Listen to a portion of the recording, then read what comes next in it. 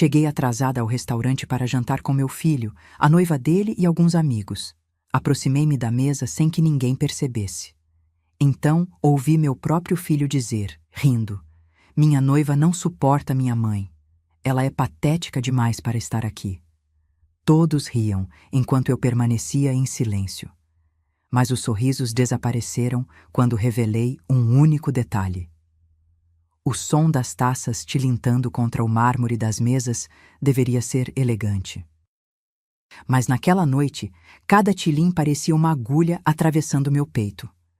Eram 8h43 da noite quando empurrei a porta de vidro do restaurante Família Toscana. Estava atrasada, 23 minutos para ser exata. O plantão no asilo Santa Clara tinha se estendido porque a dona Hermínia, 92 anos, teve uma crise de ansiedade e não queria que eu saísse. Segurei a mão dela até que os batimentos cardíacos voltassem ao normal. Como eu poderia abandoná-la? Minha bolsa de couro marrom, aquela que ganhei do Arnaldo em nosso 30º aniversário de casamento, escorregou do meu ombro quando avistei a mesa do fundo. Ali estava Heitor, meu único filho, 41 anos. Camisa social branca, cabelo penteado para trás com gel demais, sorriso que eu não via há meses direcionado a mim. Ao lado dele, Bruna, a noiva. Cabelos loiros escorridos, certamente com escova progressiva à cara, vestido vermelho justo, unhas de gel com pedrarias que brilhavam mesmo na luz suave do lustre. Ela gesticulava animada, e todos à mesa riam. Uns 6 amigos de Heitor, pessoas que eu conhecia vagamente de outras festas. Caminhei devagar entre as mesas. Ninguém me viu ainda. O cheiro de molho de tomate fresco misturado com manjericão enchia o ar, mas meu estômago estava fechado. Foi quando cheguei a 3 metros de distância que meu mundo desabou. A voz do Heitor cortou o burburinho do restaurante como uma lâmina afiada. Minha noiva não suporta minha mãe. Ela é patética demais para estar aqui. Ele riu. Aquele riso solto de quem estava confortável, de quem não esperava ser ouvido. Bruna bufou, revirando os olhos de um jeito teatral. Patética é pouco, amor. A mulher me liga toda semana querendo marcar um café pra gente se conhecer melhor. Gente, eu tenho vida. Não vou ficar fazendo terapia com sogra carente. As gargalhadas explodiram. Um dos amigos, aquele rapaz de óculos que Heitor conheceu na academia, bateu na mesa. Cara, sério? Ela é daquelas que fica mandando mensagem de bom dia no grupo da família? Heitor acenou com a mão como se espantasse uma mosca invisível. Pior, ela manda áudio. Áudio de 3 minutos contando que foi no mercado. Mais risadas. Eu estava ali, 3 metros. Invisível. Minha respiração ficou presa em algum lugar entre a garganta e o peito. Meus dedos apertaram a alça da bolsa até que as articulações esbranquiçaram. Bruna encostou a cabeça no ombro do Heitor, fazendo uma voz melodramática. Oi, filhinho, a mamãe tá com saudade. Vem almoçar domingo? Ela imitou minha voz, exagerando num tom manhoso que eu nunca usei na vida. A mesa inteira estava em polvorosa. Uma moça de cabelo curto limpou lágrimas de tanto rir. Outro rapaz fingia que segurava o copo com dificuldade, como se estivesse fraco de tanta diversão. E Heitor, meu filho, que eu carreguei por 9 meses, que eu cuidei quando teve pneumonia aos 7 anos, que eu acordei de madrugada para buscar na balada quando ele tinha 18 e o carro quebrou? Aquele Heitor balançava a cabeça, rindo junto. Algo dentro de mim rachou. Não quebrou, ainda não. Mas rachou. Fiquei ali, parada, segurando minha bolsa como se fosse a única coisa me mantendo de pé. Meu vestido de linho bege, simples, mas limpo e bem passado, de repente parecia inadequado perto do brilho daquela mesa. Meus sapatos baixos de couro pareciam velhos. Meu cabelo grisalho preso num coque me fazia sentir exatamente o que eles disseram. Patética. Mas então algo maior do que a dor tomou conta de mim. Clareza. Eu podia ter chorado. Podia ter corrido para fora. Podia ter gritado, feito um escândalo, virado aquela mesa e mandado todo mundo para o inferno. Mas não fiz nada disso, porque naquele segundo de silêncio dentro da minha cabeça, enquanto eles riam da minha carência, uma verdade cristalina atravessou minha mente como um raio. Eles não sabem. Eles não sabem de nada. Heitor não sabe que fui eu quem construiu cada centavo que ele acha que vai herdar. Bruna não sabe que já descobri cada mentira suja que ela contou. Aqueles amiguinhos de mesa não sabem que eu não sou a velha coitada que aparento ser. Respirei fundo. 1 vez. 2 vezes. Então, dei um passo à frente, e foi aí que Bruna me viu. Os olhos dela se arregalaram. A risada congelou no rosto como gelo instantâneo. Ela deu um tapinha rápido no braço do Heitor, que virou a cabeça na minha direção. A cor sumiu do rosto dele. Mãe! Não respondi imediatamente. Fiquei ali, parada, olhando para cada um deles. Para as taças de vinho, para os sorrisos que murcharam, para o constrangimento que começou a ocupar o espaço onde antes havia diversão. Aproximei-me da mesa devagar. Coloquei a bolsa na cadeira vazia que tinham reservado para mim, a mais afastada, claro, perto da ponta. E então, com a voz mais calma que já usei na vida, eu disse: cheguei. E ouvi cada palavra. O silêncio que caiu sobre aquela mesa foi tão denso que dava para ouvir o chefe gritando pedidos na cozinha ao fundo. Bruna tentou salvar a situação com um sorriso forçado, daqueles que não chegam aos olhos. Dalva, a gente estava só... Brincando, né, amor? Ela cutucou o Heitor, mas ele estava paralisado. Eu não tirei os olhos dela, nem pisquei. Brincando, repeti devagar. Como vocês brincaram quando pediram 150 mil reais emprestados para abrir uma clínica que nunca existiu? A mesa ficou muda. Um dos rapazes tossiu, desconfortável. A moça de cabelo curto olhou para o prato como se tivesse descoberto algo fascinante no molho pesto. Heitor abriu a boca, mas nada saiu. Tirei do fundo da minha bolsa um envelope pardo dobrado. Coloquei-o sobre a mesa, bem devagar, como quem coloca uma carta de baralho numa aposta alta. Você sabe o que tem aqui dentro, Heitor? Ele balançou a cabeça, mudo. Toda a verdade, cada conversa, cada mentira, cada plano que vocês dois fizeram. Meus olhos encontraram os de Bruna. E cada segredo do seu passado, querida. Inclusive sobre aquele segundo marido que morreu tão convenientemente. O copo escorregou da mão dela. Não caiu, mas ela teve que segurá-lo com as 2 mãos para não derramar o vinho. Me levantei, peguei minha bolsa de volta. Vocês riram de mim. Me chamaram de patética. Minha voz não tremeu, nem uma vez. Mas vocês esqueceram um detalhe muito importante. Fiz uma pausa, deixei o silêncio pesar. Eu não sou patética, eu sou a dona de tudo que vocês tanto querem. E vocês acabaram de perder. Tudo. Virei as costas e saí do restaurante. Não corri, não chorei. Caminhei com a cabeça erguida, sentindo cada par de olhos grudado nas minhas costas. Só quando entrei no carro, tranquei as portas e segurei o volante com força, foi que permiti que a primeira lágrima caísse.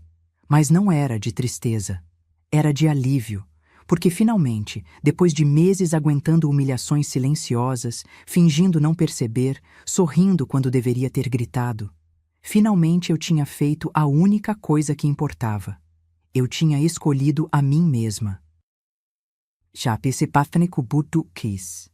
Se você quer entender como cheguei até aquele restaurante, como me tornei a mulher que eles chamavam de patética, e como planejei, em silêncio, cada passo da minha vingança, inscreva-se no canal, porque essa história está só começando. E o pior, ou melhor, de tudo, ainda estava por vir. Meu nome é Dalva Cristina Almeida Silva, 67 anos, viúva há 8, e não, eu não nasci com dinheiro no bolso. Quando conheci Arnaldo, em 1978, eu tinha 19 anos e trabalhava como caixa numa padaria no Brás. Ele era engenheiro civil recém-formado, com um diploma na mão e nenhum centavo no banco. Usava a mesma camisa social 3 vezes por semana, porque só tinha 2. Nos casamos 6 meses depois. Festa simples na casa da minha mãe, bolo de chocolate que eu mesma fiz, vestido emprestado da minha prima Joana. Lua de mel foi um final de semana em Campos do Jordão, num hotel baratinho que tinha goteira no banheiro. Não me arrependo de um segundo sequer. Arnaldo conseguiu o primeiro emprego numa construtora pequena. O salário mal cobria o aluguel do nosso apartamento de 40 metros quadrados em São Miguel Paulista. Então eu tive uma ideia. E se a gente vendesse marmitas? Comecei devagar. Acordava às 5 da manhã. Cozinhava feijão, arroz, bife acebolado, farofa. Colocava tudo em marmitas de alumínio que comprei no 25 de março. Arnaldo levava para a obra e vendia para os colegas. 10 marmitas no primeiro dia, 15 no segundo. Um mês depois, eram 50. Em 6 meses, eu tinha uma clientela fixa. Alugamos um pontinho pequeno do tamanho de um armário e transformamos aquilo numa lanchonete. Eu cozinhava. Arnaldo gerenciava. Trabalhávamos 14 horas por dia, 6 dias por semana. Heitor nasceu em 1984. Eu amarrei ele nas costas com um pano e continuei fritando pastéis. Não tinha com quem deixar, e creche era caro demais. Então meu filho cresceu cheirando óleo de fritura e ouvindo o barulho da chapa quente. A lanchonete virou restaurante. 1, depois 2, depois 3. Arnaldo cuidava da parte de construção e reformas. Eu cuidava do dinheiro. Sempre fui boa com números.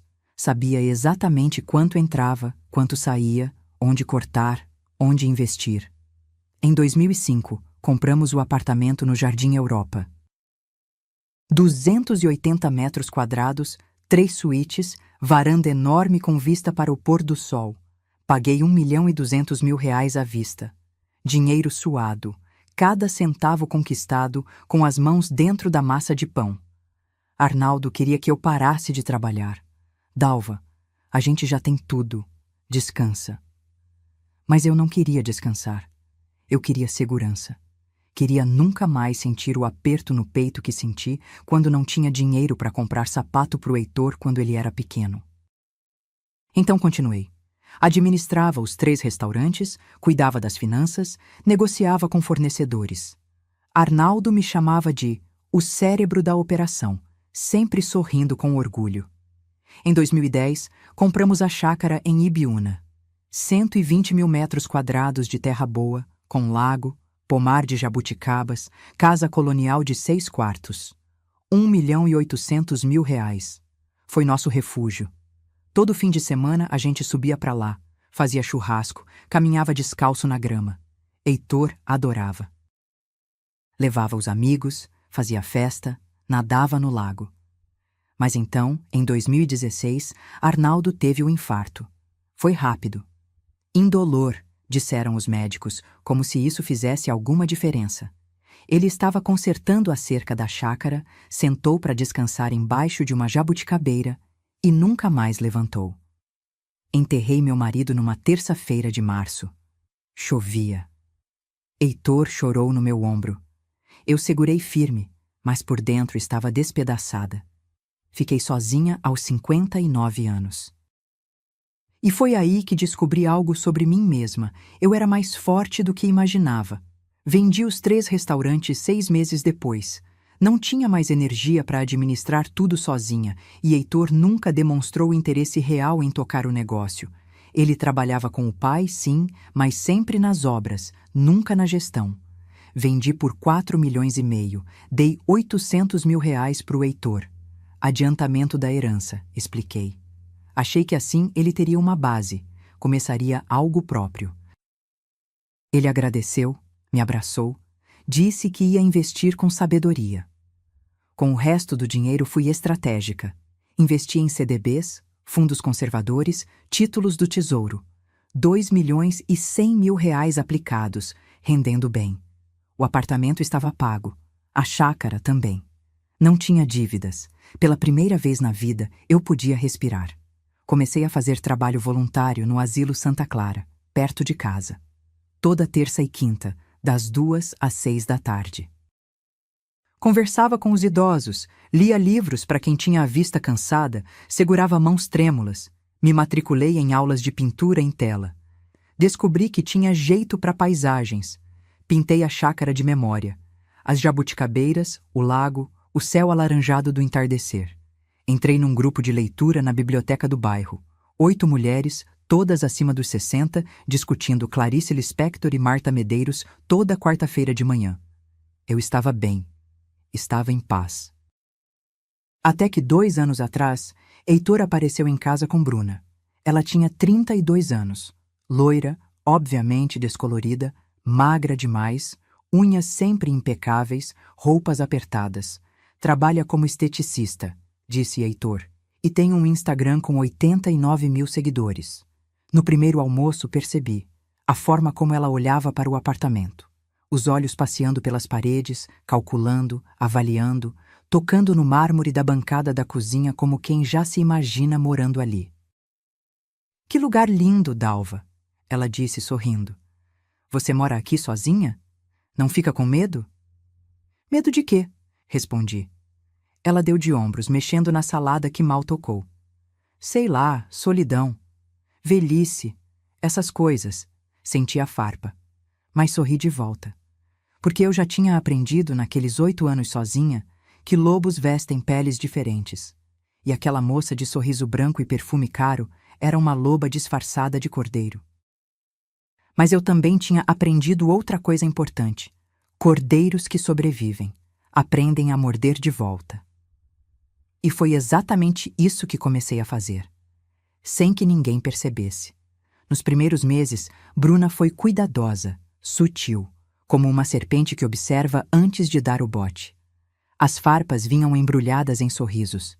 Num domingo de almoço, eu tinha feito meu arroz de forno com frango desfiado, receita que Heitor adorava desde criança.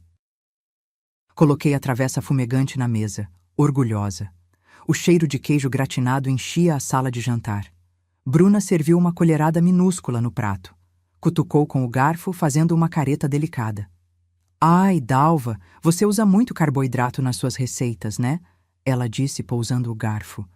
Eu e o Heitor estamos numa dieta low carb. Ele já perdeu 4 quilos. Não perdeu, amor? Heitor murmurou algo incompreensível, de boca cheia. Ela continuou, inclinando a cabeça com aquele jeito de quem está prestando um favor. Posso te passar o contato da minha nutricionista? Ela é ótima para a terceira idade. Ajuda a controlar colesterol, essas coisas. Terceira idade. Como se eu estivesse à beira do túmulo. Engoli a raiva junto com o arroz.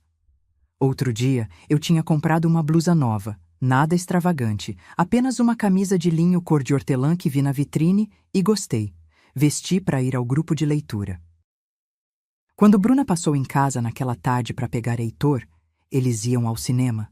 Ela parou, me olhou de cima a baixo e soltou uma risadinha. Dalva, você ainda usa essas estampas florais? Que vintage, vintage. Outra palavra bonita para dizer, ultrapassada, velha, fora de moda. Heitor nem levantou os olhos do celular. Mas o pior não eram as palavras. Era o silêncio dele. Meu filho, que antes me ligava 3 vezes por semana, agora passava 15 dias sem dar notícia. Quando eu ligava, ele atendia com pressa, voz baixa, como se eu fosse um incômodo. Oi, mãe, tô meio ocupado agora. A gente conversa depois, tá? Depois nunca chegava. Os almoços de domingo foram cancelados. A gente tá com muito compromisso, mãe. Festas de amigos, eventos, sempre algo mais importante do que passar 2 horas com a própria mãe. Eu sentia a distância crescendo como um abismo. E então, numa quinta-feira de tarde, Heitor apareceu em casa sem avisar. Estava nervoso. Coçava a nuca, andava de um lado para o outro da sala.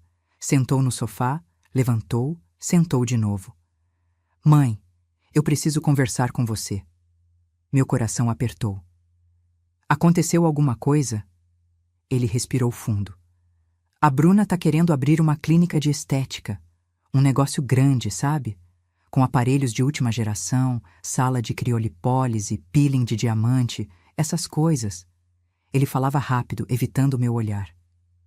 E eu vou entrar como sócio. A gente já achou um ponto comercial na Vila Olímpia. Só que a gente está precisando de um investimento inicial. Esperei.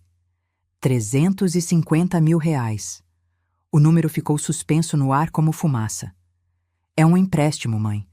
A gente devolve em 2 anos, com juros. Tem tudo no plano de negócios. Ele tirou uma pasta amassada da mochila, com papéis que pareciam ter sido impressos às pressas. Peguei a pasta. Folheei.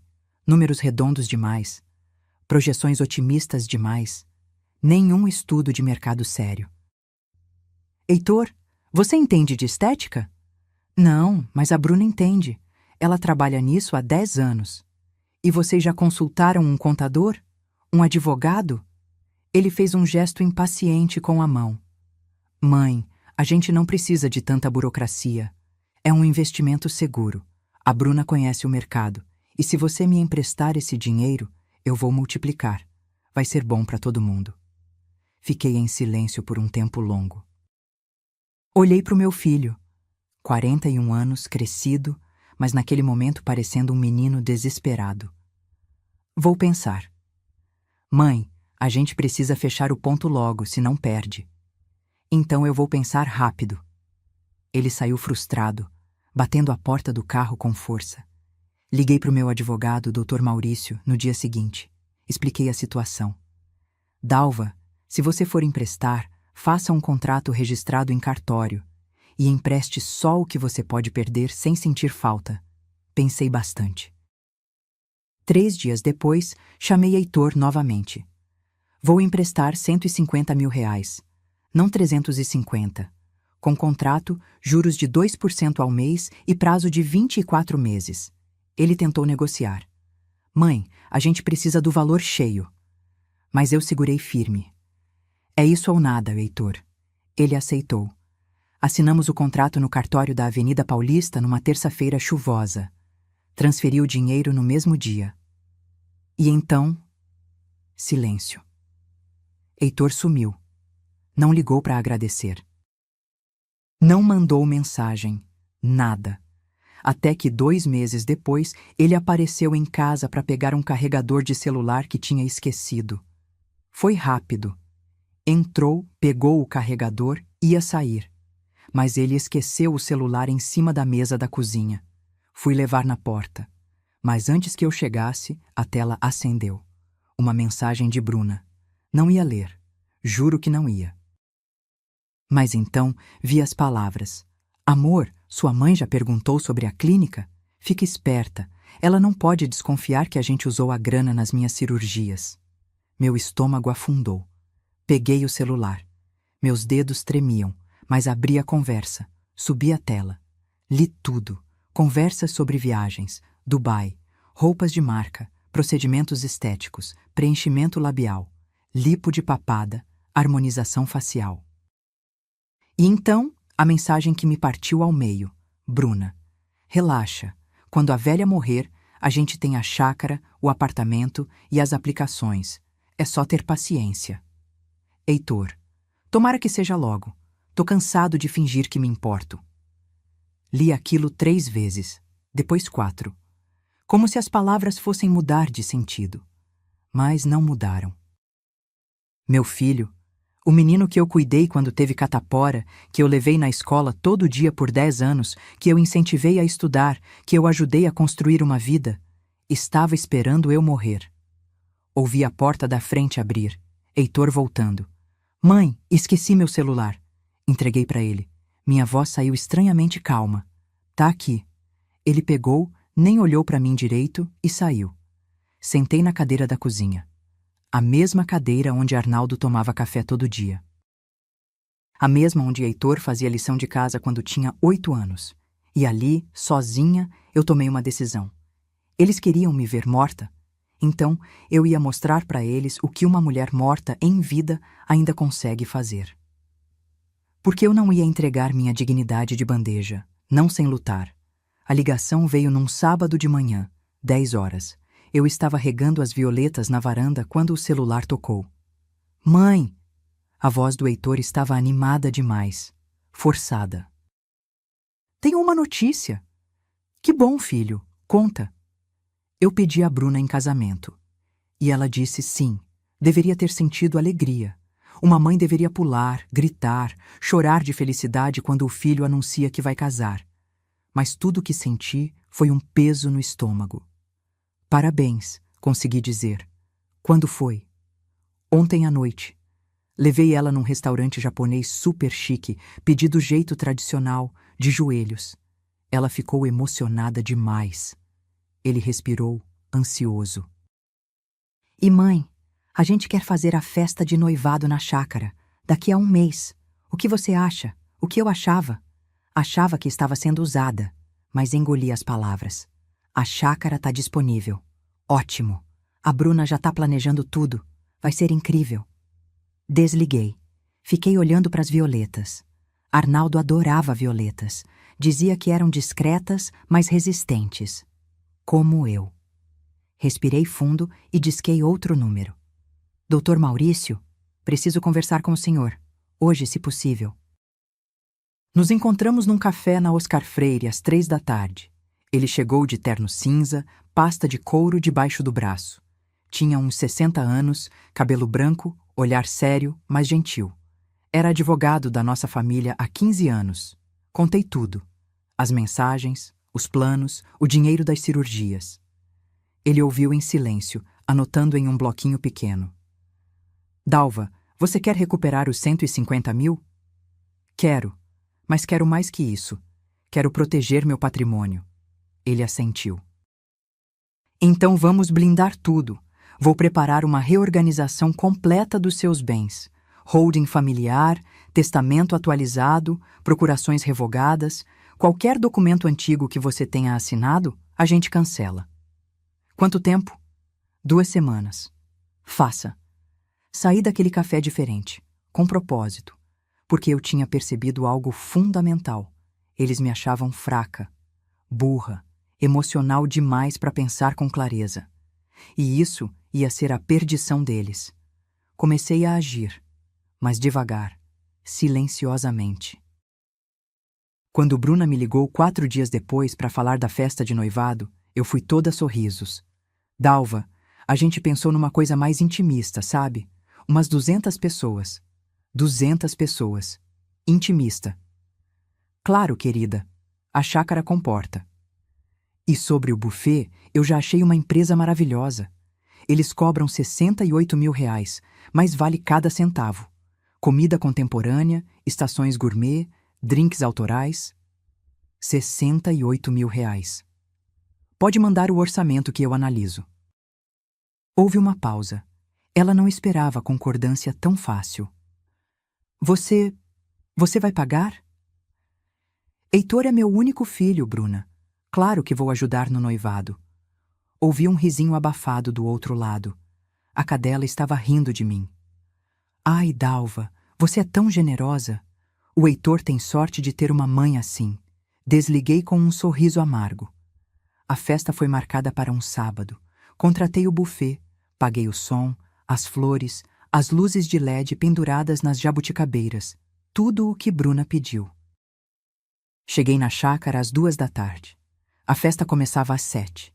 Bruna já estava lá com a mãe dela, 2 irmãs e um bando de amigas. Todas de salto, maquiagem pesada, risos altos, tomando champanhe que eu tinha pago enquanto decoravam o espaço. Ninguém me cumprimentou direito. Entrei na casa. Na cozinha, ouvi vozes vindando da varanda dos fundos. Reconheci a voz de Bruna. Aproximei-me da janela. Elas não podiam me ver, mas eu ouvia tudo. Gente, olha o tamanho dessa propriedade, uma das amigas dizia. Quanto você acha que vale? Bruna deu uma risada seca. Uns 2 milhões, fácil, e vai ser meu, tudo meu. E a velha? Ela não vai deixar para outra pessoa, tipo instituto de caridade? Vai nada, ela é sentimental demais, e o Heitor é filho único. Ela não tem para quem deixar. Bruna baixou a voz. Eu só preciso que a gente case logo. Depois convence ela a assinar uns papéis, faz a procuração geral e pronto, controle total. Mas e se ela perceber? Perceber o quê? A mulher é patética. Vive implorando a atenção do filho. Ontem ela mandou 5 áudios no WhatsApp dele. 5, contando sobre a fisioterapia do joelho. Gargalhadas. Minha unha cravou na palma da mão. Mas continuei parada, ouvindo. Outra voz, mais jovem. E o dinheiro que ela emprestou? Cadê a tal clínica? Que clínica? Bruna riu alto. Gastei tudo em mim, óbvio. Harmonização, peeling, lipo. Ah, e numa viagem para Dubai. Você viu minhas fotos? Vi, mas e o contrato? Relaxa. Quando a gente casar, o patrimônio dela vira nosso. É só questão de tempo. Recuei da janela. Subi para o quarto que era meu e de Arnaldo nos finais de semana. Tranquei a porta, sentei na cama. E pela primeira vez em meses, não chorei. Porque a tristeza tinha virado outra coisa. Frieza, estratégia, determinação. Peguei o celular e mandei uma mensagem para o Dr. Maurício. Acelera tudo. Preciso de proteção total. Agora. A resposta veio em segundos. Amanhã de manhã, 9 horas no escritório. Traga todos os documentos. A festa foi exatamente como Bruna planejou. Luzes cintilando nas árvores, música ao vivo, mesas decoradas com arranjos de rosas brancas, comida sofisticada em estações espalhadas pelo jardim, 200 pessoas que eu não conhecia, amigos de Bruna, primos distantes, gente que apareceu só pelo open bar. Heitor me apresentou para meia dúzia delas. Eu sorri, cumprimentei, fingi que estava feliz. Mas quando Bruna fez o discurso de agradecimento, 20 minutos falando sobre amor, futuro, sonhos, ela não mencionou meu nome uma vez. Nenhuma. Eu tinha pago cada centavo daquela festa. E ela agradeceu às amigas, à mãe, à manicure, ao DJ, mas não a mim. Voltei para casa às 11 da noite, exausta, humilhada. Mas com uma clareza cristalina. Eles iam se arrepender de terem me subestimado, porque eu não era mais a Dalva bondosa que perdoava tudo. Eu era a Dalva que tinha construído um império do zero, e quando uma mulher assim decide reagir, não há marcha a ré. Na segunda-feira de manhã, às 9 em ponto, eu estava no escritório do Dr. Maurício, 12º andar de um prédio comercial na Faria Lima. Sala ampla, estantes de mogno repletas de códigos jurídicos, cheiro de café fresco. Ele espalhou documentos sobre a mesa de vidro. Dalva, vamos fazer o seguinte: criar uma holding familiar. Todo o seu patrimônio, apartamento, chácara, aplicações, vai estar sob essa estrutura. Somente você terá poder de decisão. E o Heitor? Não entra. Pelo menos não enquanto você estiver viva. Depois da sua morte, se você quiser incluí-lo em testamento, aí você decide. Mas por enquanto, ele fica fora. Assinei cada papel. Reconheci firma. Registrei em cartório naquela mesma tarde. Quando saí do escritório às 3 da tarde, meu patrimônio inteiro, avaliado em 7 milhões de reais, estava completamente protegido. Heitor não poderia tocar em nada, nem ele, nem Bruna, nem advogado nenhum que eles contratassem. Mas eu não parei por aí. Fui ao banco. Retirei 200 mil reais em espécie. Notas de 100, organizadas em maços. Guardei num cofre particular que instalei dentro do meu closet, atrás das caixas de sapatos. Dinheiro que ninguém sabia que existia. Porque se eu tinha aprendido alguma coisa nesses 67 anos de vida, era isto. Sempre tenha um plano B que ninguém conhece. Então comecei a segunda fase do meu plano, a parte teatral. Numa quinta-feira, liguei para o Heitor. Voz cansada, lenta. Filho, você pode vir aqui em casa? Eu acho que fiz uma besteira. Ele apareceu em 40 minutos. Bruna veio junto, claro.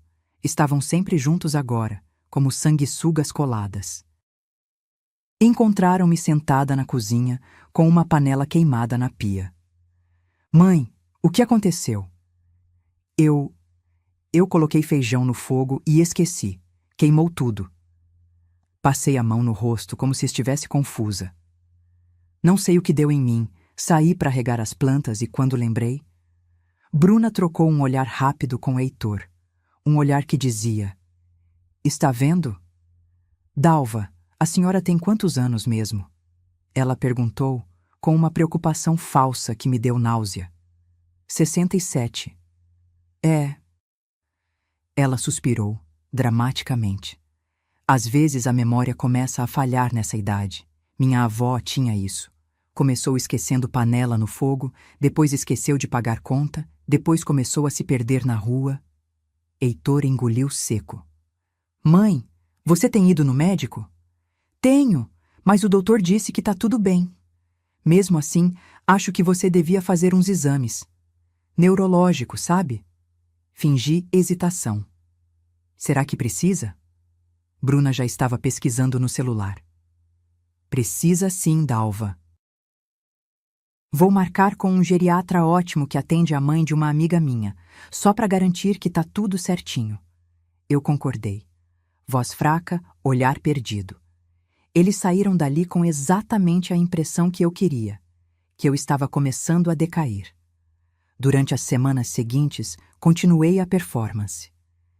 Esqueci um compromisso no grupo de leitura. Liguei para Heitor às 8 da noite dizendo que não lembrava se tinha tomado o remédio da pressão. Deixei a televisão ligada a noite toda e disse que não ouvi. Pequenas coisas, nada alarmante demais. Só o suficiente para plantar a dúvida. E eles morderam a isca completamente. Bruna começou a me tratar como se eu fosse de vidro. Voz alta demais. Palavras simples demais. Dalva, a senhora entendeu o que eu falei? Heitor ficou preocupado, ou pelo menos fingia bem. Levaram-me em 3 médicos: geriatra, neurologista, clínico geral. Fiz todos os exames que pediram: ressonância, tomografia, exames de sangue completos. Resultado: saúde perfeita, memória impecável, nenhum sinal de demência, Alzheimer ou qualquer outra coisa. Mas eu fingi decepção quando o neurologista me deu a notícia. Então não é nada, doutor? Nada, dona Dalva. A senhora está lúcida, cognitivamente preservada. Talvez seja só cansaço, estresse. Heitor pareceu frustrado, aliviado. Não consegui decifrar. Bruna, por outro lado, ficou visivelmente irritada. No carro, voltando para casa, ela resmungou. Médico incompetente. Óbvio que tem alguma coisa errada. Ninguém esquece panela no fogo à toa. Mordi o lábio para não rir. Uma semana depois, instalei câmeras de segurança no apartamento. Discretas, pequenas, uma na sala, uma no corredor, uma na cozinha. Quando o Heitor perguntou o motivo, eu disse: Filho, moro sozinha. Tô ficando mais velha. É para minha segurança. Se eu cair, alguém vai ver pela câmera. Ele achou razoável. Não desconfiou que as câmeras tinham microfone embutido e gravavam áudio. E foi através dessas câmeras que eu presenciei o pior. Numa terça-feira à tarde, Heitor e Bruna apareceram sem avisar. Eu estava no mercado. Eles usaram a chave que eu tinha dado para o Heitor anos atrás. Caso de emergência. Entraram, sentaram no sofá da sala. E eu vi tudo pelo celular, ao vivo. Bruna folheava documentos que estavam na minha escrivaninha. Contratos antigos, recibos, papéis que eu propositalmente deixei ali. Achei, ela disse levantando uma folha. Escritura da chácara. Está no nome dela ainda. E o apartamento?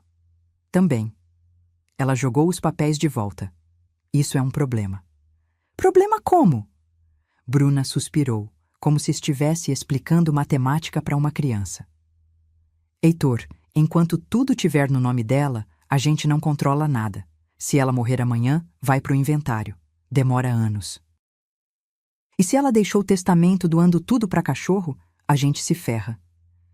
Minha mãe não faria isso. Sua mãe tá gagá, não sabe nem o que assina. Bruna se levantou, andou pela sala. A gente precisa que ela faça uma procuração geral. Aí você gerencia tudo para ajudar ela. E quando ela partir, tá tudo resolvido. Heitor ficou em silêncio. Você acha que ela assina? Bruna sorriu. Aquele sorriso de cobra. Claro que assina. É só você fazer aquela cara de filho preocupado, dizer que quer facilitar a vida dela, que ela tá ficando confusa com tantos documentos. Ela assina chorando de emoção. Meu sangue ferveu, mas continuei assistindo. Heitor coçou a nuca. E se ela não quiser? Então a gente insiste, leva em mais médico, arruma um laudo que diga que ela não tem mais capacidade de gerenciar os próprios bens.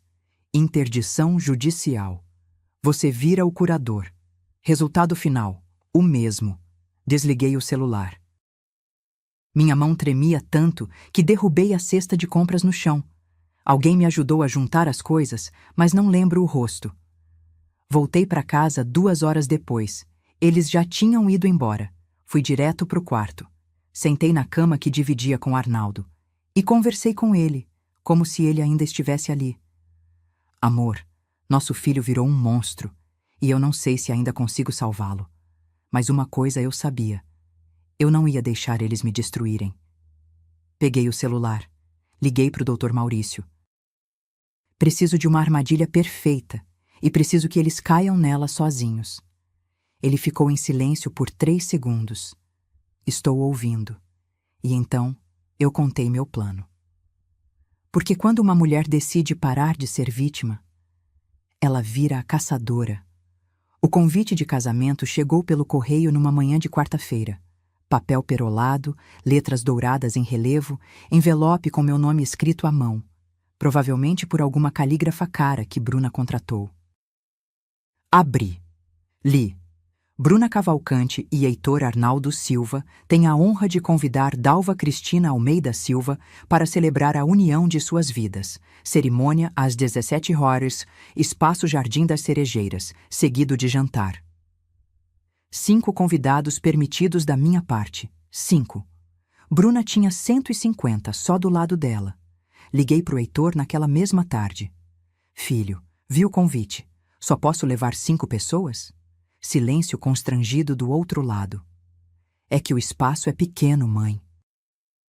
E a Bruna tem família grande, muitos amigos. A gente quer fazer algo intimista.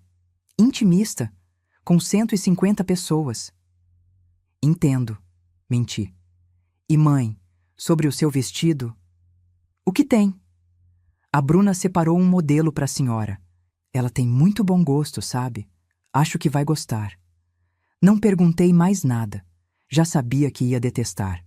3 dias depois, Bruna apareceu em casa com uma sacola de boutique chique. Dalva, trouxe seu vestido para você experimentar. Tirou da sacola um vestido bege, liso, comprido até o tornozelo, manga longa, decote quadrado que cobria até a clavícula. Era o tipo de roupa que se usa para desaparecer. É discreto, eu disse. Exatamente. Bruna bateu palmas. Nada de chamar atenção, né? Afinal, o dia é meu e do Heitor. A mãe do noivo tem que ser elegante, mas sem ofuscar a noiva. Ofuscar. Como se uma mulher de 67 anos com cabelo grisalho pudesse ofuscar qualquer coisa. Provei o vestido. Caía como um saco de batata. Me deixava com 10 anos a mais. Perfeito para ela. Péssimo para mim. Adorei. Menti, sorrindo. Bruna pareceu aliviada. Que bom. Ah, e Dalva. Sobre o presente de casamento. Lá vinha. A gente fez uma lista no site da Token Stock e da Etna. Mas se a senhora quiser dar algo mais significativo, tipo um carro, ou ajudar com a lua de mel, ou quem sabe... Ela deu uma risadinha nervosa. A chácara. Seria tão simbólico. A chácara. 120 mil metros quadrados. 1.800.000 de valor de mercado. Ela queria como presente de casamento. Respirei. 1, 2, 3 vezes. Vou pensar com carinho, Bruna. Os olhos dela brilharam de ambição. Sério? Ai, seria um sonho. A gente podia fazer retiros lá, receber amigos, quem sabe até alugar para eventos. Daria uma renda extra ótima. Renda extra. Com a minha propriedade. Ela saiu dali praticamente saltitando. Assim que a porta fechou, peguei o celular e gravei um áudio para mim mesma. Hoje, dia 17 de abril, Bruna Cavalcante pediu minha chácara de presente de casamento. Valor aproximado: R$ 1.800.000. Tenho testemunha? Não. Tenho gravação? Também não. Mas tenho minha palavra. E vou lembrar disso quando chegar a hora. Os preparativos do casamento viraram um pesadelo orquestrado. Bruna assumiu tudo: flores, música, menu do jantar, decoração. Não me consultou sobre nada. Até que chegou a conta. O vestido dela, R$ 28.000, da estilista Letícia Bronstein. Quando ela me mostrou no provador da boutique, achei que ia desmaiar. É lindo, né, Dalva? Renda francesa, pedrarias Swarovski aplicadas à mão, cauda de 3 metros. É caro, consegui dizer. Ah, mas é o dia mais importante da minha vida. Ela rodou na frente do espelho. E como a senhora é tão generosa, pensei que pudesse ajudar? Ajudar. Eufemismo para pagar. Quanto? O valor total. 28 mil. Pode parcelar no cartão se quiser. R$ 28.000. No vestido que ela usaria uma vez. Paguei, porque eu tinha um plano maior. E cada real que eu gastava agora seria cobrado depois, com juros emocionais. Veio depois o buffet. 60 pessoas no jantar. Menu degustação de 6 etapas, vinhos importados, doces finos. R$ 83.000. A senhora vai pagar, né, Dalva? Afinal, é o casamento do seu único filho. Paguei. As flores? R$ 12.000 em arranjos de orquídeas e lírios. Paguei. A banda de música ao vivo? R$ 15.000 por 4 horas. Paguei. No final das contas, eu tinha desembolsado R$ 206.000 num casamento que não era meu, para uma nora que me desprezava, para o meu próprio filho que esperava a minha morte. Mas o pior não foi o dinheiro. Foi a lista de convidados. Bruna fez questão de me mostrar, como se fosse um troféu. Olha, Dalva, convidei toda a minha família, tios, primos, até afilhados. Também chamei minhas amigas do Instagram, umas blogueiras. Ah, e o pessoal da clínica onde eu trabalho. Vai ser demais. Passei os olhos pela lista. 147 pessoas do lado dela. Do meu lado, 5 vagas. Bruna, eu posso convidar mais alguém? Tenho amigas do grupo de leitura, do asilo onde faço voluntariado. Ah, Dalva, o espaço é pequeno. E essas senhorinhas? Vocês vão se cansar rápido, né? Festa de casamento tem música alta, dura até tarde. Melhor não. Senhorinhas. Como se eu fosse uma inválida. Escolhi 5 pessoas. Leonor, minha amiga advogada de 72 anos. Carmen e Joelma, do grupo de leitura. Seu Moacir, um senhor viúvo do asilo que sempre me fazia rir. E Júlia, filha da minha prima distante, porque prometeu que me ajudaria se eu precisasse. 5 pessoas que realmente me amavam. Contra 147 que nem sabiam meu nome. Uma semana antes do casamento, Heitor me chamou para conversar. Estava nervoso, mexendo nas mãos, evitando meu olhar. Mãe, a gente precisa acertar umas coisas. Questões práticas. Tipo, documentação. A Bruna e eu conversamos e seria bom se a senhora fizesse uma procuração. Só para facilitar as coisas, sabe?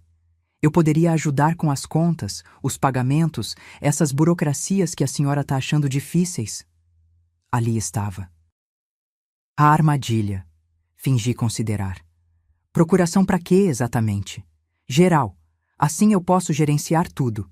O apartamento, a chácara, as aplicações, tudo em ordem, sem a senhora se preocupar. Meu coração bateu mais rápido, mas mantive o rosto calmo. Heitor, vou pensar. É uma decisão importante. Mas, mãe, é só para ajudar. Eu sou seu filho. Quem mais vai cuidar da senhora? Olhei nos olhos dele. Procurei o menino que conheci. O garoto que vinha correndo me abraçar quando eu buscava na escola. O adolescente que chorou no meu colo quando levou o primeiro fora. Não encontrei. Vou pensar. Repeti. Ele saiu frustrado. Naquela noite, liguei para o Dr. Maurício. Eles pediram a procuração. E você? Disse que ia pensar. Vou enrolar até depois do casamento. Ótimo. Quanto mais tempo eles esperarem, mais desesperados ficam. E quanto mais desesperados, mais erros cometem. Desliguei. Fiquei sentada no sofá escuro da sala, olhando para as fotos na estante. Eu e Arnaldo no dia do casamento. Heitor bebê no meu colo. Heitor formando na faculdade. Nossa família sorrindo na chácara. Quando tudo tinha sido verdadeiro. Quando meu filho tinha deixado de me amar. Não consegui responder. Mas uma coisa eu sabia. No dia daquele casamento, eles iam descobrir quem eu realmente era. E não iam gostar do que veriam. 2 dias antes do casamento. Quinta-feira, 8 horas da noite. Eu estava saindo do asilo Santa Clara quando o celular tocou. Mensagem do Heitor. Mãe, tô num jantar com uns amigos e a Bruna no Família Toscana. Vem também? Vai ser legal. Meu coração deu um pulo. Fazia meses que ele não me convidava para nada. Respondi rápido. Vou sim, chego em 20 minutos. Mas Dona Hermínia teve a crise. A pressão subiu, o coração disparou. Segurei a mão dela, conversei baixinho, esperei o batimento voltar ao normal. Não podia abandoná-la. Quando finalmente consegui sair, já eram 8h40. Atrasada. Dirigi rápido demais pela Rebouças. Estacionei torto na rua ao lado do restaurante. Peguei minha bolsa de couro marrom, a que Arnaldo me deu, e praticamente corri até a entrada. O Família Toscana era elegante. Paredes cor de terracota, lustres de cristal, cheiro de alho e azeite no ar. Música italiana tocando baixinho. Vi a mesa do fundo. Heitor de costas para mim, camisa branca, cabelo com gel. Bruna ao lado dele, vestido vermelho coladinho, rindo alto. 6 pessoas ao redor. Taças de vinho. Risos. Intimidade. Caminhei devagar entre as mesas. Ninguém percebeu minha chegada. E foi quando eu estava a 3 metros que ouvi a voz do Heitor. Clara. Firme. Sem remorso. Minha noiva não suporta minha mãe. Ela é patética demais para estar aqui. O mundo parou. Meus pés colaram no chão. A bolsa quase escorregou do meu ombro. Bruna bufou, revirando os olhos teatralmente. Patética é pouco, amor. A mulher me liga toda semana querendo marcar um café pra gente se conhecer melhor. Pelo amor de Deus, eu tenho vida! As gargalhadas explodiram. Um rapaz de óculos, que eu lembrava vagamente de ver na academia com o Heitor, bateu na mesa. Sério? Ela é daquelas que manda mensagem de bom dia no grupo da família? Heitor riu. Aquele riso solto que eu costumava amar. Pior, ela manda áudio. Áudio de 3 minutos contando que foi no mercado. Ontem mesmo. Oi, filhinho, comprei aquele queijo que você gosta, vem buscar? Mais risadas. Uma moça de cabelo curto limpava lágrimas. Bruna encostou a cabeça no ombro dele, imitando minha voz com um tom meloso e exagerado. Ai, filhinho, a mamãe tá com saudade. Por que você não vem almoçar domingo?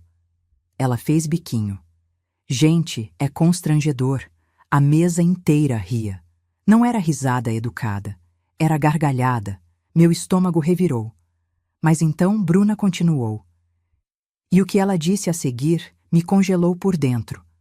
Ela baixou a voz, mas não o suficiente. Mas relaxa. Depois que a gente casar, a coitada assina aquela procuração e pronto. Aí é só esperar a natureza fazer o trabalho dela. Silêncio por 2 segundos. Depois alguém perguntou. Esperar? Como assim? Bruna deu de ombros bebericando o vinho. A mulher tem 67 anos. Já tá gagá. Quanto tempo vocês acham que ela tem? 5 anos? 10 no máximo? Heitor não discordou. Apenas olhou para o prato. Um dos amigos, um rapaz magro de barba, fez uma cara de falsa preocupação. Mas, cara, e se ela deixar tudo para a instituição de caridade?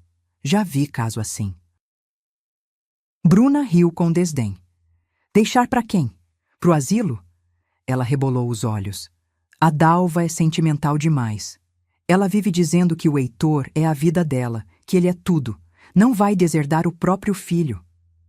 E se ela desconfiar? De quê? Bruna gesticulou com a mão cheia de anéis. A mulher é patética. Faz qualquer coisa por migalhas de atenção. Ontem ela me mandou mensagem perguntando se eu queria ir com ela escolher cortina nova para o quarto dela. Cortina, gente. Gargalhadas novamente. Heitor finalmente falou, e o que ele disse me arrancou o chão dos pés. Eu sei que parece cruel, mas minha mãe, ela não tem mais nada na vida além de mim. É triste, mas é verdade. Pelo menos quando ela morrer, vai saber que deixou o filho bem de vida. A mesa ficou em silêncio por um instante, desconfortável, até que Bruna ergueu a taça. Um brinde ao futuro e à herança que vem junto. As taças tilintaram e algo dentro de mim se quebrou definitivamente. Mas não era a dor que eu esperava sentir. Era clareza, frieza, determinação absoluta. Dei um passo à frente, depois outro. Foi Bruna quem me viu primeiro. Os olhos dela se arregalaram. A taça parou no ar, a meio caminho da boca.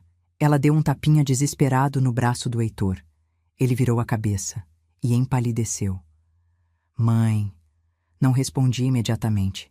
Fiquei ali, parada, olhando para cada um deles, para os sorrisos que murcharam como flores no sol, para os olhares que desviaram, para o constrangimento que ocupou a mesa como uma nuvem densa. Caminhei devagar. Meus passos ecoavam no silêncio. Cheguei até a cadeira vazia, a que tinham reservado para mim na ponta, claro, longe do centro das atenções. Coloquei a bolsa no encosto. E então, com a voz mais calma que já usei na vida toda, eu disse: cheguei. E ouvi cada palavra. O silêncio que caiu foi tão pesado que dava para ouvir o chefe gritando na cozinha. Bruna tentou salvar. Sorriso forçado, voz melosa. Dalva, você chegou? A gente estava só brincando, né, amor? Ela cutucou Heitor, mas ele estava paralisado, olhando fixo para o prato. Eu não pisquei. Não tirei os olhos dela. Brincando, repeti devagar, saboreando cada sílaba. Como vocês brincaram quando pediram 150 mil reais para abrir uma clínica que nunca existiu? A mesa congelou. Como vocês brincaram quando gastaram meu dinheiro em cirurgias plásticas, em viagens para Dubai, em roupas de marca? A moça de cabelo curto olhou para o prato como se tivesse descoberto petróleo no molho. Bruna abriu a boca. Nada saiu. Tirei do fundo da bolsa um envelope pardo. Coloquei sobre a mesa, bem no centro, empurrando uma taça de vinho para o lado. Você sabe o que tem aqui, Heitor? Ele balançou a cabeça, mudo. Toda a verdade. Minha voz era firme, sem tremer. Cada conversa de WhatsApp, cada mensagem planejando minha morte, cada mentira que vocês dois contaram. Abri o envelope, tirei cópias impressas, joguei na mesa uma por uma. Screenshots de conversas, comprovantes bancários, fotos. E aqui, disse tirando mais papéis, está o passado da sua noiva, Heitor. Os 2 casamentos anteriores, com homens viúvos, ricos, que morreram em circunstâncias curiosas. Bruna ficou branca, literalmente. A cor fugiu do rosto dela como água escorrendo. E isso é calúnia, ela gritou, se levantando. Você vai se arrepender. Não vou, respondi calmamente. Porque diferente de você, eu tenho testemunhas, documentos, advogados e a verdade. Me levantei, peguei minha bolsa de volta, olhei para o meu filho, nos olhos dele, procurei arrependimento, vergonha, qualquer coisa, nada. Então eu disse, a frase que vinha ensaiando na minha cabeça desde que ouvi aquela conversa. Vocês riram de mim, me chamaram de patética. Pausa. Mas vocês esqueceram um detalhe muito, muito importante. Silêncio absoluto. Eu não sou patética. Eu sou a dona de tudo que vocês querem. Cada centavo, cada metro quadrado, cada aplicação. Inclinei-me para frente. E vocês acabaram de perder. Tudo. Virei as costas e saí do restaurante de cabeça erguida, sentindo cada olhar cravado em mim. Não corri, não chorei. Porque finalmente, depois de meses, eu tinha feito a única coisa certa. Eu tinha escolhido minha dignidade. E o que aconteceu depois daquele jantar mudou tudo, para sempre. Cheguei em casa às 9h15 da noite. Tranquei a porta. Encostei nela por um segundo, respirando fundo. Meu celular tocou. 1 vez, 2, 10 vezes seguidas. Heitor. Não atendi. Mensagens começaram a chegar, uma atrás da outra. Mãe, a gente precisa conversar. Foi mal entendido. Você tirou tudo de contexto. Por favor, atende o telefone. Desliguei o celular. Coloquei para carregar no quarto. Tomei banho. Água quente. Deixei escorrer pelo rosto, lavando a humilhação. Vesti meu pijama de algodão, aquele velho, puído, mas confortável. Fiz um chá de camomila. Sentei na varanda, olhando as luzes da cidade. E pela primeira vez em meses dormi tranquila. Na manhã seguinte, às 7h20, a campainha tocou. Insistente, desesperada. Olhei pelo olho mágico. Heitor, sozinho.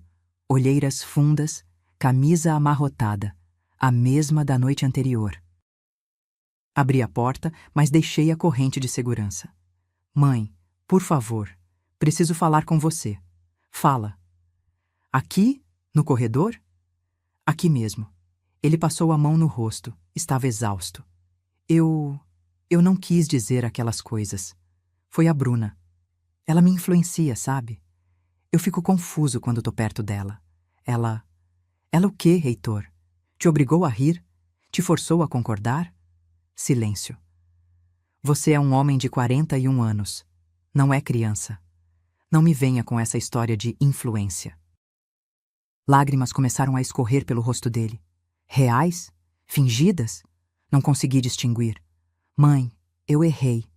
Eu sei. Mas eu te amo. Você é minha mãe. A gente pode conversar, resolver isso. Resolver, repeti amarga. Como? Me pedindo desculpas? Prometendo que vai mudar? Sim, eu prometo. Vou terminar com a Bruna. Vou devolver o dinheiro. Ri. Não foi uma risada feliz. Foi seca, cansada. Você nem tem o dinheiro, Heitor. Gastou tudo em cirurgias dela, lembra? Em viagens, em futilidades. Ele abaixou a cabeça. Eu vou dar um jeito. Vou trabalhar, vou pagar em parcelas, mas eu pago. E a procuração? Ainda acha que eu deveria assinar? Ele engoliu seco. Não, esquece a procuração. Esquece tudo. Só não me tira da sua vida, mãe. Por favor. Olhei para o meu filho. Tentei lembrar do menino que ele foi, do garoto que corria para me abraçar quando eu chegava do trabalho, do adolescente que me defendia na escola quando alguém falava mal de mim. Mas só vi um homem quebrado. Manipulado, sim, mas também covarde. Heitor, eu preciso de tempo. Preciso pensar. Quanto tempo? O suficiente para decidir se ainda tenho um filho, ou se perdi ele para sempre. Fechei a porta. Ouvi ele do outro lado, chorando baixinho. Depois, passos se afastando. Sentei no sofá, mãos tremendo. Porque a verdade era essa. Eu ainda amava meu filho, mas não confiava mais nele. E amor sem confiança não constrói nada. Só dói. 3 horas depois, meu celular tocou novamente. Número desconhecido. Atendi. Alô? Dalva? Voz feminina, grossa, furiosa. Aqui é a mãe da Bruna. Meu estômago apertou. Pois não. Você tem coragem de espalhar mentiras sobre minha filha? Inventar histórias sobre maridos mortos? Isso é crime, sabia? Mantive a voz firme. Não inventei nada. Tenho provas, certidões, reportagens de jornal. Mentira. Senhora, sua filha se casou com Edmundo Portela em 2015. Ele morreu em 2016, 6 meses depois de alterar o testamento, deixando tudo para ela. Causa da morte: queda na escada. Depois se casou com Valdemar Cunha em 2018. Ele morreu em 2019. Ataque cardíaco. Também mudou o testamento. Silêncio do outro lado. Coincidências, ela murmurou, mas a voz estava trêmula.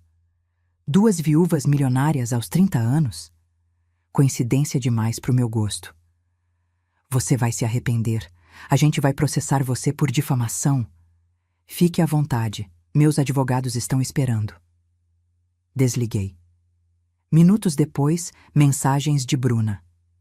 Você destruiu tudo. O Heitor terminou comigo por sua causa. Espero que você fique sozinha pelo resto da vida. Velha amargada. Bloqueei o número, mas a última mensagem me apertou o peito.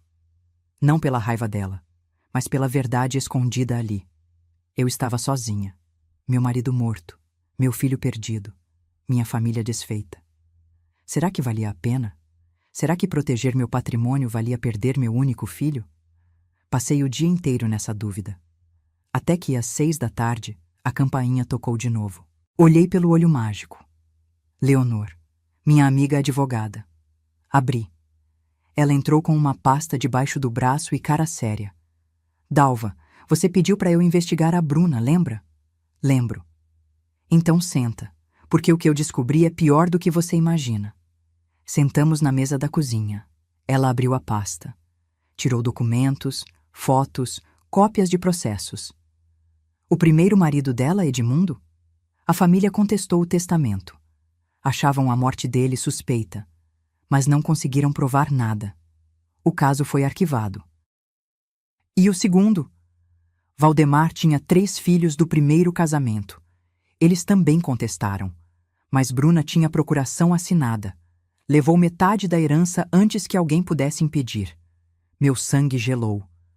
Leonor, ela ia fazer isso comigo. Eu sei. Ela me olhou nos olhos. E ia conseguir. Porque você confia demais, Dalva. Porque você ainda acredita que as pessoas são boas. Lágrimas escorreram. Não de tristeza, de raiva. Eu quase assinei aquela procuração. Mas não assinou. E sabe por quê? Porque você é mais forte do que eles pensam. Limpei o rosto com as costas da mão. O que eu faço agora? Leonor sorriu. Aquele sorriso afiado de quem conhece as leis de cor. Agora? Você contra-ataca? Contudo, ela empurrou mais papéis para mim. Ação de cobrança contra o Heitor. 150 mil reais mais correção e juros. Dá 187 mil. Ele não tem esse dinheiro. Problema dele. Ou paga, ou você penhora o que ele tiver. Ela passou para o próximo documento. Alteração completa do testamento. Tudo para o Instituto de Caridade, para o asilo, para a bolsa de estudos. Heitor recebe apenas usufruto do apartamento enquanto você viver. Depois, nada. Nada? Nada. Ele fez a escolha dele, Dalva. Agora você faz a sua. Peguei a caneta. Assinei.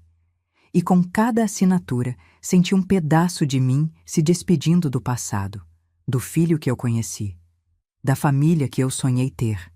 Mas ganhei algo maior, minha liberdade. E quando Heitor descobrisse o que eu fiz? Aí é que a história ficaria realmente interessante. O oficial de justiça bateu na porta do apartamento do Heitor numa segunda-feira de manhã. Eu sei porque ele me ligou 10 minutos depois. A voz trêmula, incrédula. Mãe, o que é isso? Uma ação de cobrança? 187 mil reais? Estava tomando café na varanda. Coloquei a xícara devagar no pires. É o dinheiro que você me deve. Com correção e juros, como estava no contrato. Mas mãe, eu não tenho essa grana. Você sabe disso? Não é problema meu, Heitor. Você assinou o contrato, gastou meu dinheiro em futilidades, agora paga. Como? De onde eu tiro 187 mil reais? Vende o carro. Pega empréstimo. Trabalha. Minha voz saiu mais dura do que pretendia. Aprende o que é conquistar dinheiro com esforço, igual eu e seu pai fizemos. Silêncio tenso. Você tá fazendo isso por vingança. Não. Estou fazendo isso por justiça. Tem diferença. Ele desligou na minha cara. Não liguei de volta. 2 horas depois, Bruna apareceu no meu prédio. O porteiro me ligou. Dona Dalva, tem uma moça aqui embaixo querendo subir. Diz que é urgente. Manda ela ir embora. Ela tá gritando, dona Dalva. Tá fazendo escândalo. Desci. Não ia deixar aquela víbora manchar minha reputação no prédio. Encontrei ela no hall de entrada. Cabelo despenteado, rímel borrado, vestida com calça de moletom e blusa larga, tão diferente da Bruna produzida que eu conhecia. Você! Ela apontou o dedo na minha cara. Você destruiu tudo. Cruzei os braços. Eu não destruí nada. Apenas mostrei a verdade. O Heitor terminou comigo. Disse que não pode casar comigo porque você provou que sou interesseira. Provou? Ergui a sobrancelha. Bruna, você é interesseira. E pior, perigosa. Eu amava ele. Ri. Não consegui segurar. Amava? Você amava a chácara dele, o apartamento, a herança. O Heitor era só um meio. Ela deu um passo à frente, agressiva. Sabe qual é o seu problema, Dalva? Você é uma velha sozinha que não suporta ver o filho feliz. Tem inveja, porque você já era e eu sou nova, bonita, desejada. As palavras deveriam doer, mas só me causaram pena. Bruna, você tem 32 anos e já enterrou 2 maridos. Eu tenho 67 e construí um patrimônio com honestidade. Quem você acha que é mais feliz? Eu teria sido, se você não tivesse se metido. Sabe o que acontece agora? Inclinei-me para frente, voz baixa. A família do Valdemar reabriu o processo. Acharam irregularidades. E adivinha quem enviou documentos para eles? O rosto dela perdeu toda a cor. Você não fez isso. Fiz. Porque se tem uma coisa que aprendi nesses 67 anos, é que gente como você sempre comete o mesmo erro. Acha que todo mundo é bobo. Ela tentou me empurrar. O porteiro segurou ela. Você vai se arrepender. Eu vou... Vai o quê? Me processar? Com que dinheiro? Seu Instagram de blogueirinha não paga advogado bom não, querida. O porteiro a retirou do prédio. Ela gritava, esperneava. Subi pro apartamento. Mãos tremendo de adrenalina. Sentei no sofá, respirei fundo. E então chorei. Não de tristeza, de exaustão. Porque ganhar aquela guerra não tinha gosto de vitória. Tinha gosto de perda. Perdi meu filho, minha ilusão de família. Meus sonhos de ser avó um dia, de ter netos correndo pela chácara. Tudo desmoronou. E eu estava sozinha. O telefone tocou. Número desconhecido novamente. Atendi, cansada. Dona Dalva, aqui é da Promotoria Pública. A senhora fez uma denúncia sobre Bruna Cavalcante? Fiz. Suspeita de estelionato e possível envolvimento em mortes suspeitas. Vamos investigar. Precisamos que a senhora venha prestar depoimento. Quando? Amanhã, se possível. Estarei lá. Desliguei. Olhei para a foto de Arnaldo na estante. Ele de terno, sorrindo, tirada no aniversário de 30 anos de casamento. Amor, eu fiz a coisa certa? Perguntei para a foto, como se ele pudesse responder. Silêncio. Mas dentro de mim, algo sussurrou. Sim, porque proteger a si mesma nunca é errado, mesmo quando dói.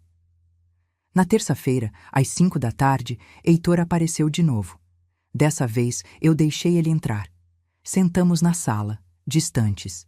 Ele no sofá, eu na poltrona.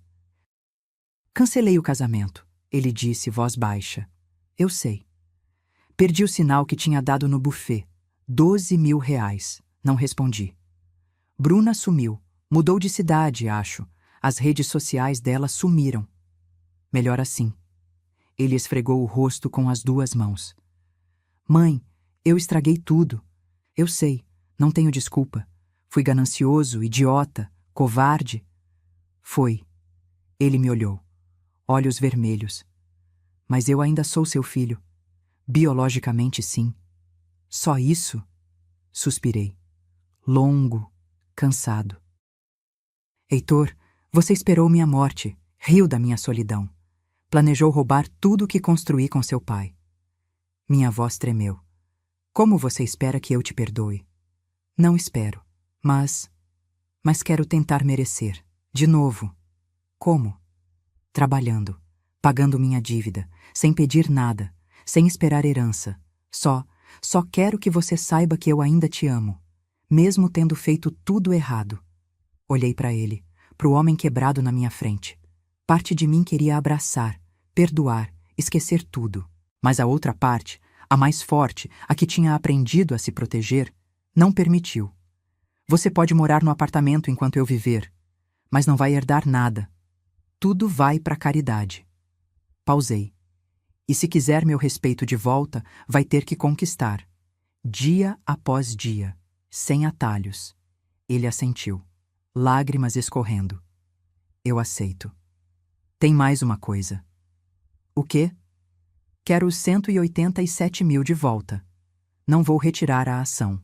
Ele engoliu seco. Vou pagar, nem que demore 10 anos. Que demore, então. Ele se levantou, caminhou até a porta, parou, mão na maçaneta. Mãe? Fala. Desculpa. De verdade. Não respondi, porque desculpas são palavras. E palavras eu tinha aprendido, eram baratas. Ações. Só ações valem. Ele saiu. E eu fiquei ali, sozinha na minha sala enorme, no meu apartamento silencioso. Mas pela primeira vez em meses, senti paz. Porque às vezes, perder tudo é o único jeito de se encontrar. 6 meses depois. Janeiro. Verão pesado em São Paulo. Ar abafado, céu azul sem nuvens. Eu estava na varanda do meu apartamento novo. Sim, novo. Vendi-o de 280 metros quadrados por 3 milhões e meio. Comprei um de 120 metros, moderno, funcional, só meu, por 1 milhão e 200 mil. 3 quartos, 2 banheiros, cozinha da americana, varanda com vista para o parque. Não precisava de tanto espaço, não mais. O dinheiro da venda? 1 milhão e 800 mil guardados, aplicados, seguros. Heitor pagou a primeira parcela da dívida, 10 mil reais. Ainda faltavam 177 mil, mas ele estava pagando, todo mês, sem falta. Conseguiu emprego numa construtora, voltou a fazer o que sabia, engenharia, salário honesto, nada extravagante, mas digno. Ele me ligava uma vez por semana, conversas curtas, educadas, distantes. Oi, mãe, tudo bem? Tudo, filho. E você? Trabalhando. Paguei mais uma parcela ontem. Vi. Obrigada. Silêncio constrangido. Então... A gente se fala semana que vem. Tá bom? Não era a relação que eu sonhei, mas era a possível. E eu tinha aprendido a aceitar o possível ao invés de sofrer pelo ideal. Bruna desapareceu. Mudou para Florianópolis, segundo rumores. Criou outro Instagram, outro nome, outra vida. A investigação da promotoria não deu em nada. Falta de provas concretas. Mas pelo menos ela estava longe. E a família do Valdemar conseguiu recuperar parte do dinheiro através de um acordo extrajudicial. Não foi tudo, mas foi alguma justiça. Quanto a mim? Bem, eu me reinventei. Criei o Instituto Arnaldo Silva, Educação Financeira para Viúvas e Idosos, um projeto que nasceu da minha dor, mas cresceu em propósito. Aluguei uma salinha comercial na Vila Madalena. 3 vezes por semana, eu e mais 4 voluntárias, todas mulheres acima de 60, todas viúvas ou divorciadas, dávamos aulas gratuitas. Ensinávamos sobre investimentos, heranças, testamentos, procurações, como não ser enganada por parentes ou golpistas. No primeiro mês, apareceram 12 mulheres, no segundo, 36. Agora, 83 inscritas. Lista de espera de 20. Histórias como a minha se repetiam assustadoramente. Filhos manipuladores, noras interesseiras, genros aproveitadores, netos que só apareciam quando precisavam de dinheiro. E ali, naquela sala pequena com cadeiras de plástico e café aguado, essas mulheres aprendiam a se proteger. Uma delas, Dona Aparecida, 71 anos, me abraçou chorando depois da terceira aula. Dalva, você me salvou. Eu ia assinar uma procuração para o meu filho ontem. Mas depois do que aprendi aqui, não assinei. E descobri que ele queria vender meu apartamento sem eu saber. Histórias assim me enchiam o peito de algo que não sentia há muito tempo. Propósito. Também dei palestras. Pequenas, em bibliotecas públicas, associações de bairro, grupos de terceira idade. O título: Da Mulher Invisível à Mulher Inegociável, como reconquistei minha dignidade. No começo era difícil. Contar minha história em voz alta para estranhos, expor minha dor. Mas depois percebi, minha dor podia ser a cura de alguém. E isso valia cada lágrima. Minha rotina mudou completamente. Acordava às 6, caminhava no parque por 40 minutos. Voltava, tomava café, lia o jornal. Terças e quintas, instituto. Segundas e sextas, trabalho voluntário no asilo. Quartas, grupo de leitura. Sábados, aula de pintura. Preenchi minha vida com coisas que me faziam bem. Não por obrigação. Não para agradar ninguém, mas porque eu queria. E sabe o mais incrível? Fiz amizades de verdade. Leonor virou praticamente uma irmã. Almoçávamos juntas todo domingo. Conversávamos sobre tudo. Política, livros, receitas, solidão, recomeços. Conheci Marta, 59 anos, no instituto. Ela tinha acabado de se divorciar de um marido abusivo. Viramos confidentes. Conheci seu Alberto, 73 anos, viúvo no asilo. Ele me fazia rir com piadas ruins e histórias da época que trabalhou como radialista. Não era romance, era amizade, companheirismo. E bastava. Um dia seu Alberto me perguntou: Dalva, você não fica com raiva do seu filho? Pensei bastante antes de responder. Fico, mas também fico triste, porque perdi o filho que conheci, e ganhar ele de volta. Não sei se é possível. E se ele mudar de verdade? Aí a gente vê, mas não vou viver esperando. Minha vida não pode depender da redenção dele. Ele assentiu, compreensivo. E era isso. Minha vida não dependia mais de ninguém, nem de Heitor, nem de memórias do Arnaldo, nem de expectativas frustradas. Dependia só de mim. Vendi a chácara também, R$ 1.900.000. Doei metade para o asilo Santa Clara, reformaram o refeitório inteiro, compraram camas novas, contrataram mais enfermeiros. A outra metade, bolsas de estudo. 10 jovens de comunidades carentes, todo ano, recebendo formação técnica em gastronomia, marcenaria, mecânica. Profissões práticas, que geram renda. Chamei de Bolsa Arnaldo Silva, porque ele teria amado isso. No dia da inauguração oficial do Instituto, em junho, fizemos uma pequena cerimônia. 50 pessoas. Bolo simples, café, refrigerante. Heitor apareceu. Ficou no fundo, quieto, observando. No final, ele se aproximou. Mãe, tô orgulhoso de você. Olhei nos olhos dele. Procurei sinceridade. Encontrei. Obrigada. Foi tudo o que consegui dizer. Não nos abraçamos, mas demos um passo. Pequeno, mas um passo. Naquela noite, sozinha no apartamento, sentei na cama e escrevi no meu diário. Algo que comecei a fazer em terapia. Sim, finalmente procurei uma psicóloga. Escrevi. Hoje percebi que não preciso do perdão dele. Preciso da minha própria paz. E essa, finalmente, estou conquistando. Dia após dia. Tijolo por tijolo. Construindo uma vida que não depende de ninguém me validar. Uma vida que é minha. Só minha. E isso é liberdade. Fechei o caderno, deitei e dormi sorrindo. Porque pela primeira vez em 67 anos, eu não era a mãe de alguém, a esposa de alguém, a dona de algo que alguém queria. Eu era simplesmente Dalva. E Dalva estava bem. Mais do que bem. Dalva estava inteira. Ulping Sindes e essa, descobri, era a maior vitória de todas. 1 ano e meio depois daquela noite no restaurante. Setembro. Primavera começando a colorir São Paulo. Eu estava no instituto quando meu celular tocou. Número do Heitor. Atendi surpresa. Ele nunca ligava fora do dia combinado. Mãe, você pode vir aqui em casa? Preciso te mostrar uma coisa. Aconteceu algo? Nada ruim, só... Venha, por favor. Fui, curiosa, cautelosa. Cheguei no apartamento dele, pequeno, um quarto e sala em Pinheiros, alugado com o próprio salário. Nada parecido com o padrão que ele tinha quando estava comigo. Ele abriu a porta, magro, mais velho no rosto. Mas os olhos estavam diferentes, menos vazios. Entra, mãe. Entrei. Apartamento simples, mas limpo. Móveis básicos. Nenhum luxo. Ele me levou até a mesinha de centro. Havia um envelope. Abre. Abri.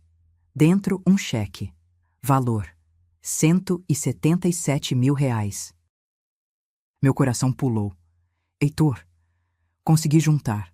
Vendi o carro, peguei empréstimo no banco, fiz uns bicos de consultoria. Ele passou a mão no cabelo, nervoso. Não quero dever mais nada. Quero começar do zero. De verdade. Peguei o cheque. Olhei para ele. Por quê? Porque você tinha razão. Sobre tudo. Ele sentou no sofá. Eu passei 1 ano e meio trabalhando, pagando contas, vivendo com o mínimo. E sabe o que descobri? Que eu nunca tinha feito isso antes. Tudo que eu tive veio de você e do pai. Eu nunca construí nada sozinho. Sentei ao lado dele. E agora? Agora eu sei o que é conquistar. É diferente de receber. Ele me olhou. E entendo por que você ficou tão decepcionada comigo. Porque eu joguei fora o que você levou 40 anos construindo. Não consegui segurar as lágrimas. Heitor, eu nunca quis te punir. Só queria me proteger. Eu sei. E você fez certo. Ele limpou os próprios olhos. Eu não mereço seu perdão. Mas quero trabalhar para merecer seu respeito, nem que leve o resto da vida. Segurei a mão dele, magra, calejada de trabalho. Você já começou. Ficamos ali, sentados em silêncio, mãe e filho, quebrados. Mas talvez começando a se remendar. Não era final feliz de filme. Não era reconciliação perfeita, mas era real e verdadeiro. E por enquanto, bastava. 3 semanas depois, fiz minha 10ª palestra do ano. Biblioteca Municipal da Lapa. 62 mulheres presentes. Algumas com mais de 80 anos, outras na casa dos 50, recém-viúvas ou divorciadas. Contei minha história, do começo ao fim, sem filtros, o restaurante, as risadas, a traição, a dor, a decisão de me proteger, o confronto, a reconstrução. Quando terminei, o silêncio na sala era absoluto, até que uma senhora na primeira fileira levantou a mão, cabelo completamente branco, olhos marejados. Como a senhora teve coragem? Pensei antes de responder. Não foi coragem, foi desespero. Pausei. Chega um momento em que você percebe. Ou você se escolhe, ou você desaparece. E eu me recusei a desaparecer. Aplausos explodiram. Não esperava. Fiquei sem jeito. Uma mulher na terceira fileira se levantou, chorando. Minha filha tá me pedindo para vender meu apartamento e morar com ela. Diz que é pra eu não ficar sozinha. Mas sei que ela quer o dinheiro. E eu tava quase aceitando. Até hoje. Não aceite, eu disse firme. Não por raiva, mas por proteção. Se ela te ama de verdade, vai respeitar sua decisão. Mais mulheres começaram a compartilhar histórias. Filhos que sumiam. Netos que só ligavam pedindo dinheiro. Genros manipuladores. Noras interesseiras. E ali, naquela biblioteca velha com cadeiras de madeira rangendo, 62 mulheres entenderam que não estavam sozinhas. Que a dor delas era coletiva, mas a força também. No final, uma jovem de uns 30 anos se aproximou. Grávida, barriga grande. Minha sogra é como a senhora. Sozinha, viúva. E meu marido só quer saber da herança dela. Ela segurou minha mão. Não quero ser a Bruna da história dela. Posso trazer ela aqui? Por favor, respondi. Traga. Hoje, enquanto escrevo estas últimas linhas no meu diário, olho pela janela do meu apartamento. Vejo o parque, crianças brincando, casais caminhando, idosos sentados nos bancos, conversando. A vida acontecendo, e eu fazendo parte dela, não como coadjuvante, mas como protagonista da minha própria história. Aprendi que família nem sempre é sangue. Às vezes, é escolha. É quem fica, é quem respeita, é quem ama sem querer nada em troca. Aprendi que perdoar não significa esquecer. Significa liberar o veneno que estava me envenenando. Aprendi que envelhecer não é sinônimo de invisibilidade, é sinônimo de sabedoria. E quem não enxerga isso, perde a oportunidade de aprender. Mas principalmente, aprendi isto. Quando alguém te chama de patética, não é sobre você, é sobre a cegueira deles. Porque eu não era patética. Nunca fui. Eu era uma mulher que construiu um império do zero, que criou um filho sozinha depois de enviuvar, que se levantou cada vez que caiu, que lutou quando seria mais fácil desistir. E se isso é ser patética, então que todo mundo seja. Naquela noite no restaurante Família Toscana, quando revelei aquele único detalhe, que eu era dona de tudo, não eles, vi o desespero nos olhos deles. E senti, pela primeira vez em anos, que tinha escolhido a coisa certa. Escolhi a mim mesma. Se você está passando por isso agora, se tem um filho que te usa, uma nora que te manipula, um parente que só aparece quando quer dinheiro, escolha você também. Porque quem te ama de verdade nunca vai rir da sua dor, nunca vai planejar sua morte, nunca vai te chamar de patética. E se chamarem, mostre quem você realmente é. Porque às vezes, perder uma família falsa é o único jeito de ganhar a si mesma de volta. E não existe presente maior do que esse. Se esta história tocou seu coração, se você se viu em alguma parte dela, deixe um comentário contando de onde você está assistindo. Deixe seu like e se inscreva no canal, porque aqui, toda semana, compartilhamos histórias reais de mulheres que se recusaram a desaparecer. E você? Já passou por algo parecido? Já teve que escolher entre agradar alguém ou proteger a si mesma? Conta pra gente nos comentários, porque sua história também importa. E lembre-se sempre, você nunca é patética por amar, mas também nunca é egoísta por se proteger. A dignidade não tem preço, e ninguém, absolutamente ninguém, tem o direito de tirar isso de você. Esta foi a história de Dalva, mas poderia ser a sua, ou da sua mãe, ou da sua avó. Porque, infelizmente, abuso financeiro e emocional contra idosos é mais comum do que gostaríamos de admitir. Se você conhece alguém passando por isso, compartilhe essa história. Pode ser o empurrão que ela precisa para se libertar. Nos vemos na próxima história. Até lá, cuide de você, porque você merece.